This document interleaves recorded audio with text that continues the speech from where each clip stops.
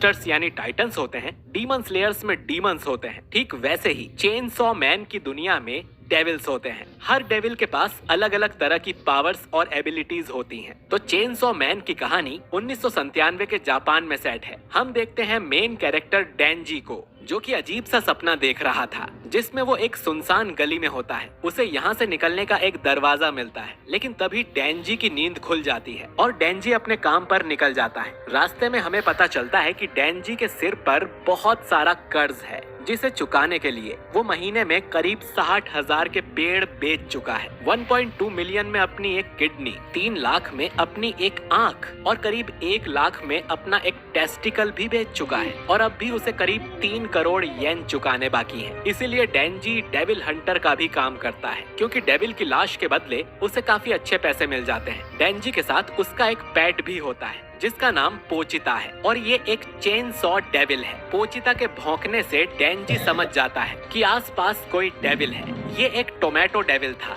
डेंजी पोचिता को एक chain saw की तरह यूज करता है और उस टोमेटो डेविल को मार गिराता है। इसके बाद हमें डेंजी की बैक स्टोरी दिखाई जाती है जब वो करीब 10 साल का था। असल में ये सारा कर्जा डेंजी के फादर के ऊपर था, जो कि उन्होंने याकुजा गैंग के एक ओल्ड मैन से लिए थे। क्योंकि वो कर्जा चुकाने लायक नहीं थे तो उन्होंने खुद की जान ले ली थी, जिससे कि वो सारा कर्जा अब डेंजी के सिर पर आ गया था। जिस दिन डेंजी के फादर को दफनाया गया था उसी दिन ओल्ड मैन डेंजी से कहता है, कल तक 7 लाख का इंतजाम कर लेना, वरना हम तुम्हारे टुकड़े टुकड़े कर देंगे। कुछ देर के बाद ही डेंजी के पास एक चेन सॉ डेविल आता है, जिसे देख शुरू में डेंजी डर जाता है, लेकिन फिर वो देखता है कि ये डेविल पहले ही घायल है, यानी कि वो दोनों मरने वाले हैं। लेकिन फिर डेंजी डिसाइड करता है कि उन्हें एक दूसरे की हेल्प करनी चाहिए। डेंजी ने सुना था कि इंसान का खून पीने से डेविल हील हो जाते हैं, तो डेंजी अपना हाथ आगे करके एक कॉन्ट्रैक्ट ऑफर करता है। वो अपने खून से पोचिता की जान बचाएगा।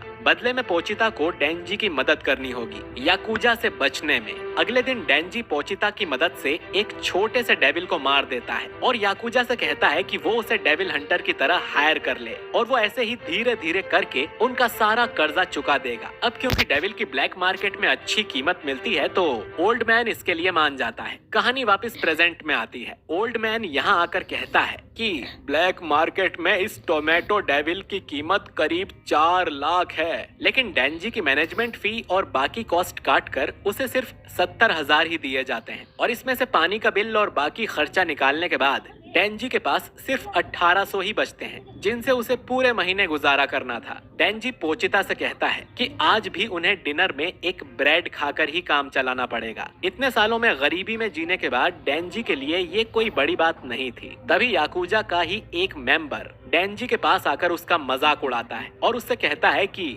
अगर तुम ये जलती हुई सिगरेट निगल लो तो मैं तुम्हें 100 रुपए इनाम दूंगा। डेंजी खुशी खुशी उस सिगरेट को अपने मुंह में रख लेता है और फिर वो याकुजा का मेंबर उसे 100 का सिक्का देकर चला जाता है। डेंजी और पोचिता दोनों जंगल में एक छोटे से शेड में रहते हैं, जहां हम उन दोनों को सिर्फ एक ब्रेड की स्लाइस खाते हुए देखते हैं। डेंजी की कोई सोशल लाइफ नहीं है। दोस्त के नाम पर उसके पास बस पोचिता है। डेंजी को हाल ही में पता चला कि ब्रेड को सूखा नहीं बल्कि जैम लगाकर खाया जाता है, लेकिन इन दोनों के लिए ये बस एक सपना है। जब तक डेंजी के सिर पर ये कर्जा है वो नॉर्मल जिंदगी नहीं जी सकता, जिसका मतलब है कि वो सिंगल ही मर जाएगा, क्योंकि डेंजी किसी भी लड़की को अपनी इस झोपड़ी में इन्वाइट नहीं कर सकता, ना डेंजी को ठीक और उसे गले लगाकर सो जाए। बेसिकली वही सब चीजें हैं जिनके सपने हर टीनेजर देखता है। तभी अचानक डेंजी खांसना शुरू कर देता है और उसके मुंह से खून बाहर आता है। डेंजी की मदर को दिल की बीमारी थी जिससे उनकी मौत हो गई थी और लगता है कि ये बीमारी अब डेंजी को भी लग गई है, मतलब कि कुछ ही समय में डेंजी की भी मौत हो जाएगी। तभी ओल्ड